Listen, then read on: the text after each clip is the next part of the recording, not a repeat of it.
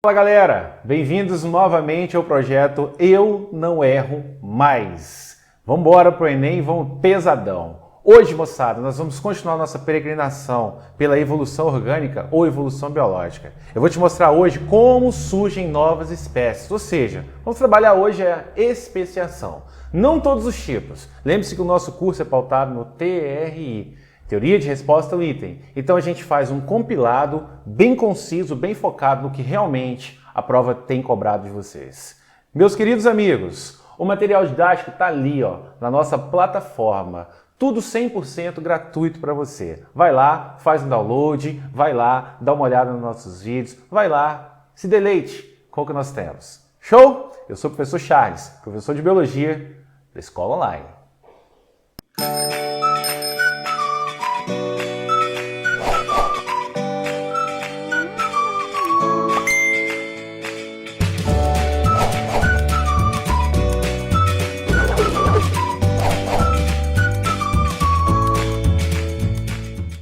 O nosso assunto hoje é esse aí. Especiar quer dizer dar origem a novas espécies. Existem basicamente esses 4 tipos de especiação. Mas não são esses 4 tipos de especiações que a gente tem visto nas provas do Enem. A especiação alopátrica, peripátrica, parapátrica e simpátrica. Pelo contrário, eles têm focado muito na especiação alopátrica. Óbvio que a gente vai dar ênfase nisso. Mas eu vou trabalhar com vocês alguns outros conceitos para a gente trabalhar também com uma margem um pouco ampla de erros, ok? Então essas são as especiações. Agora, quais especiações que eu delimitei para o nosso bate-papo de hoje? São essas duas aí. A especiação da esquerda, a especiação alopátrica. É a especiação que, a partir de uma espécie ancestral, uma população de uma espécie ancestral, nós vamos dividi-la em 2 grupos ou 3 subgrupos, talvez. E ao longo do tempo, esses 2 subgrupos vão dar origem a novas espécies. E a especiação simpátrica, que embora não seja uma especiação recorrente na prova do INEP, eu quero falar sobre ela porque é interessante saber pelo menos um pouquinho a mais. Mas antes disso, pessoal, para a gente entender o que é especiar, o que é ou como surgem novas espécies, a gente precisa dar uma voltinha em alguns conceitos que são fáceis. Eu vou só adequar eles na sua cabeça para eu poder aplicá-los depois. Beleza? Vamos comigo? Então olha aí o conceito. Eu vou trabalhar com vocês fatores evolutivos.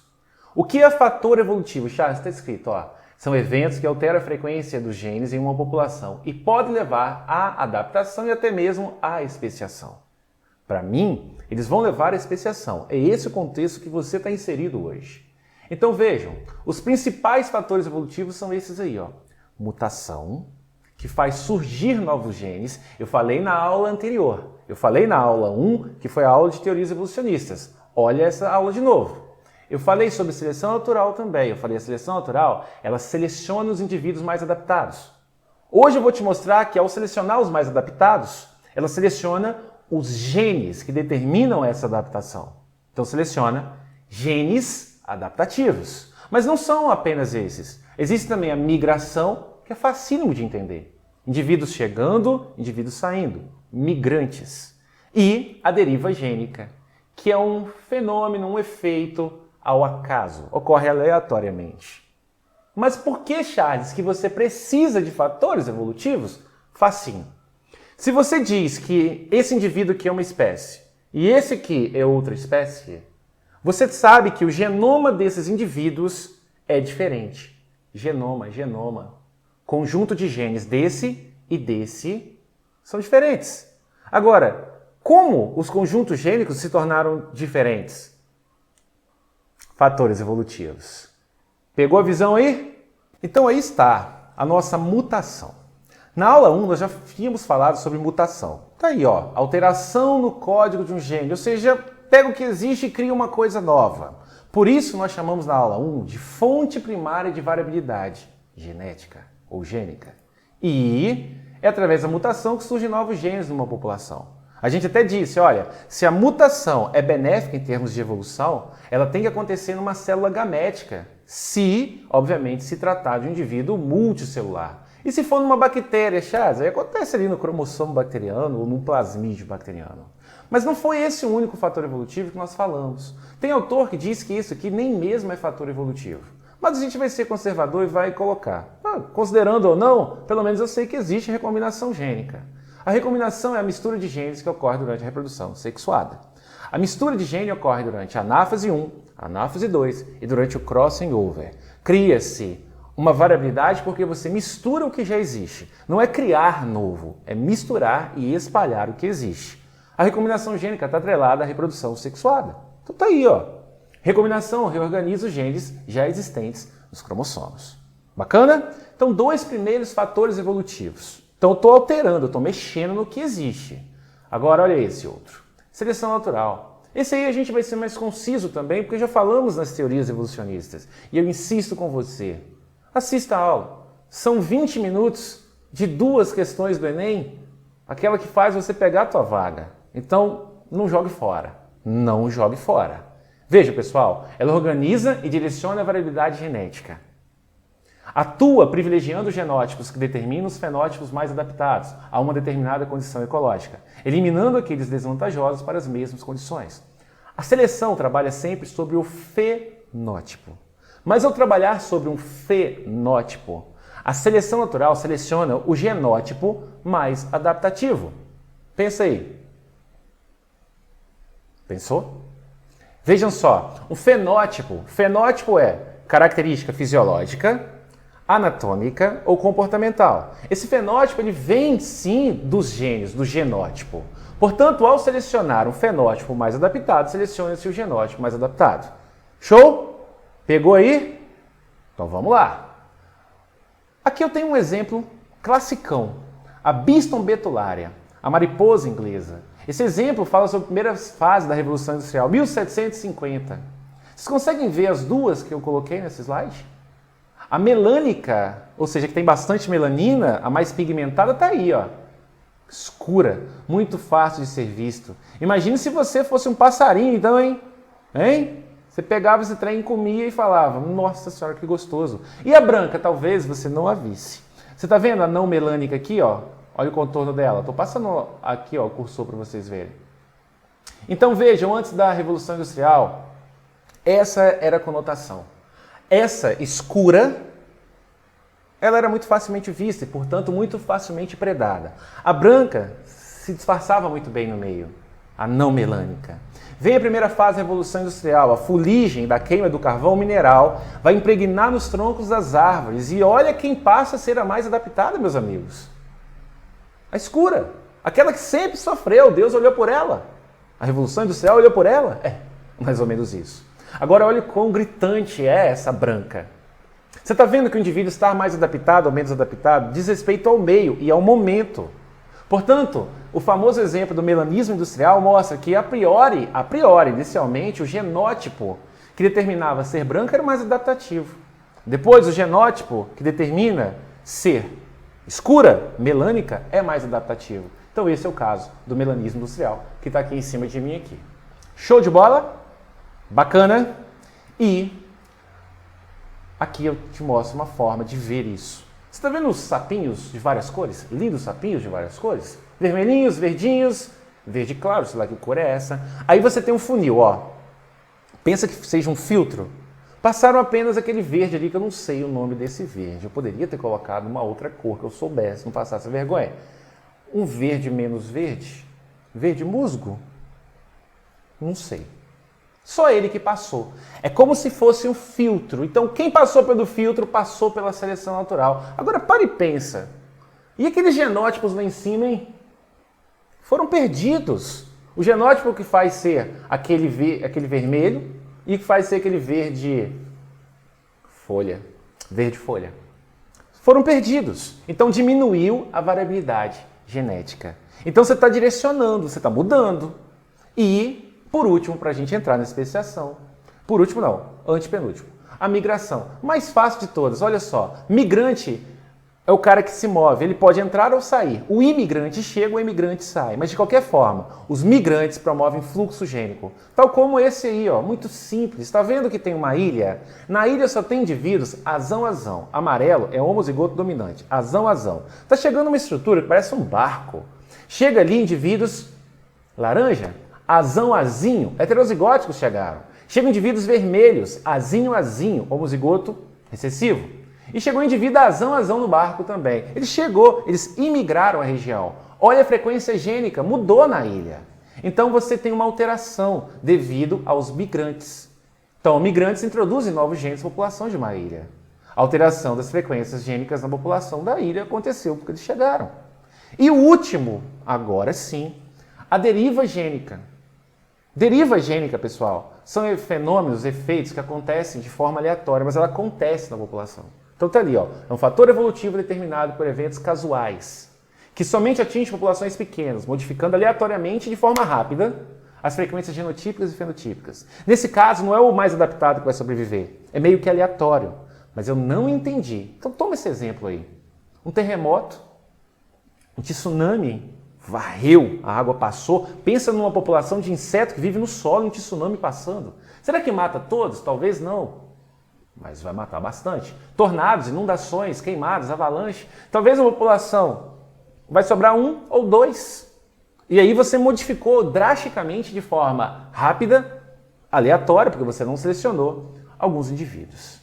Então, quando eu falar em fatores evolutivos, agora você tem fresco na memória. Eu vou te falar os principais. Mutação, seleção natural, migração, migrantes e a deriva gênica.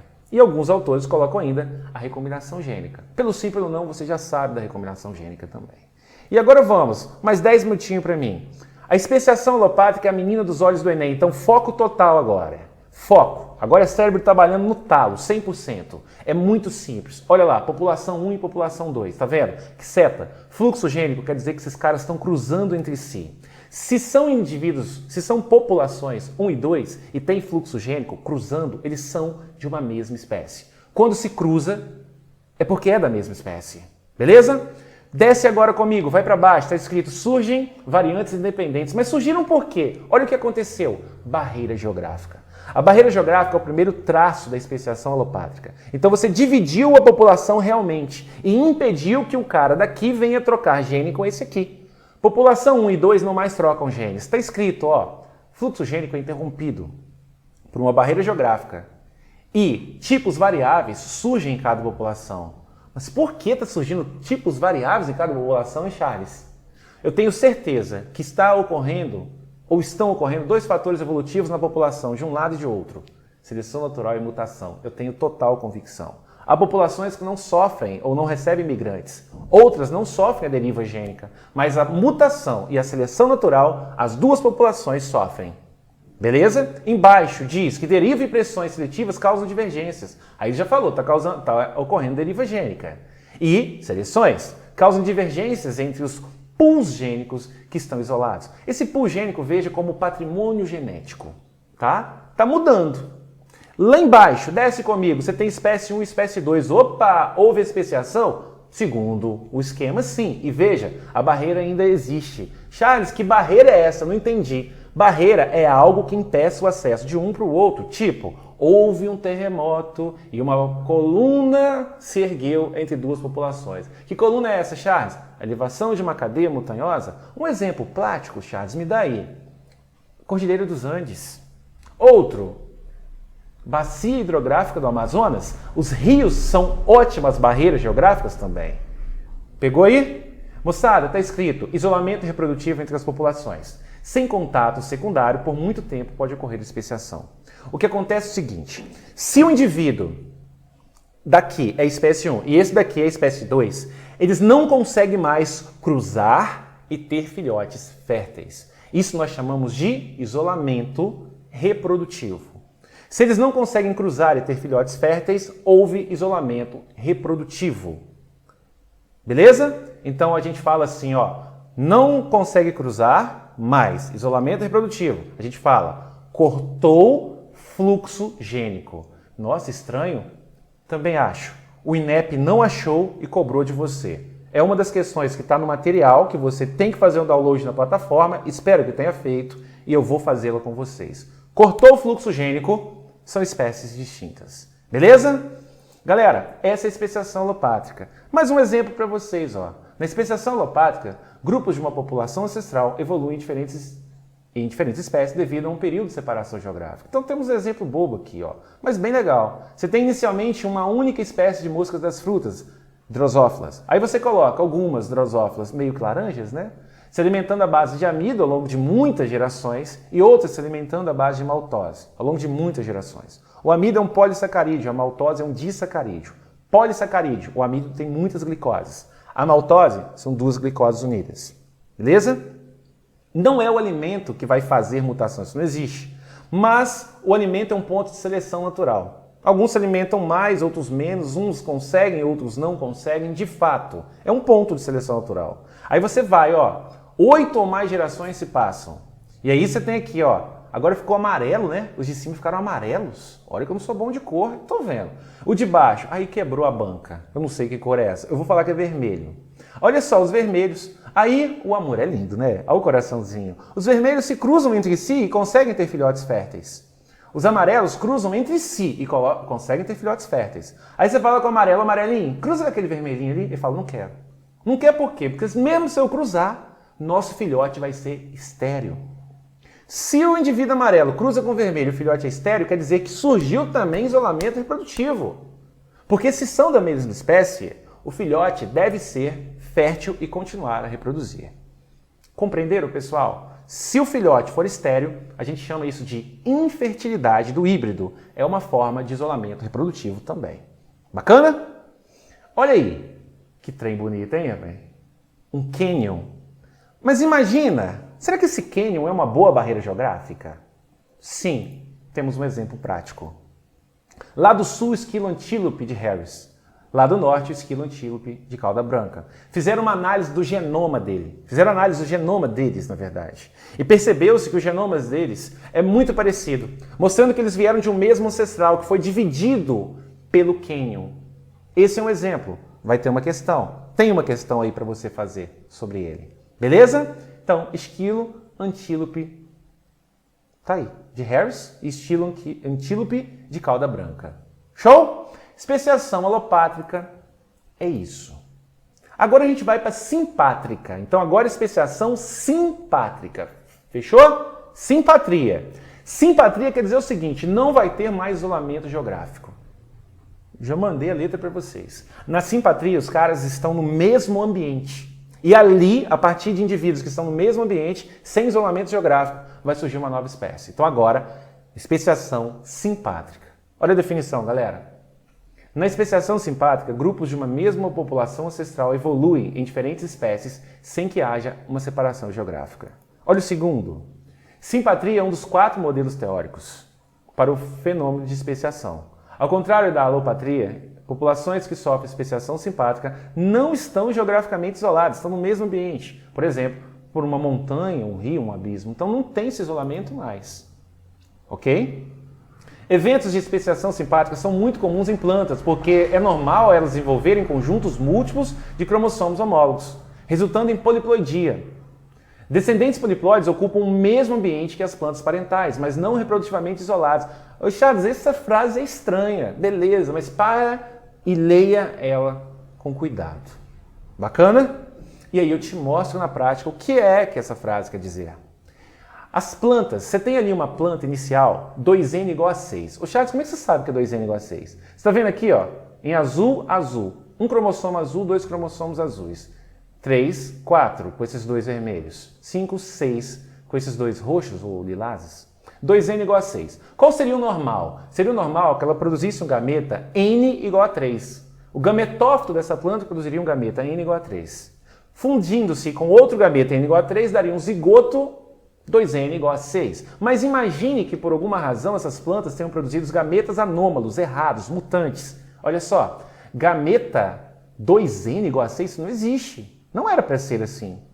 E o pior, ocorreram 2 gametas 2N igual a 6 que se encontraram e deram origem a uma célula. Quando fecundaram, tetraploide. O que é uma célula tetraploide? É uma célula que tem 4 formas de cada cromossomo. Olha para ela. Ela tem 4 formas do cromossomo lilás, 4 formas do cromossomo azul, 4 formas do cromossomo vermelho. As células diploides são aquelas que têm 2 formas de cada cromossomo. Diploides, como vocês veem, a primeira célula. duas formas do azul, duas formas do vermelho e duas formas do lilás. Moçada, essa planta tetraploide ela pode ser fértil e ela pode sim se tornar abundante. Então, em plantas, nós conhecemos esse tipo de especiação simpátrica. Em animais, é meio contraditório. Alguns autores dizem que nem existe, mas eu mandei para você esse aí, que é um fenômeno considerado por muitos evolucionistas como evolução simpátrica. A famosa mosca da maçã. Olha a história dela. Resumidamente, um clássico exemplo é a mosca da maçã norte-americana. Pode se alimentar e copular em árvore de maçã. Mosca da maçã gosta da maçã mesmo, né? Olha aí, pessoal. O hospedeiro original dessas moscas, entretanto, era o espinheiro branco. Então elas viviam em espinheiros brancos. Mas, quando os europeus trazem as macieiras, algumas dessas moscas vão em direção às macieiras, tá vendo? Há aproximadamente 200 anos. E elas ficam na macieira. E aí, olha o terceiro. As moscas que nasceram em maçãs tendiam a se alimentar de maçãs. Olha que loucura! E copular com as outras que estavam também nessas maçãs. E aquelas que nasciam no espinheiro branco queriam copular, se alimentar lá. Doideira, né? Não tinha isolamento. Elas simplesmente se moveram. Não tinha nada isolando, não tinha barreira. Olha o que aconteceu. Dessa forma, a população foi efetivamente dividida em dois grupos, mas porque elas quiseram. Com fluxo gênico limitado entre elas. Mesmo não havendo razões para que as moscas das árvores de maçã não pudessem ir a um espinheiro branco ou vice-versa.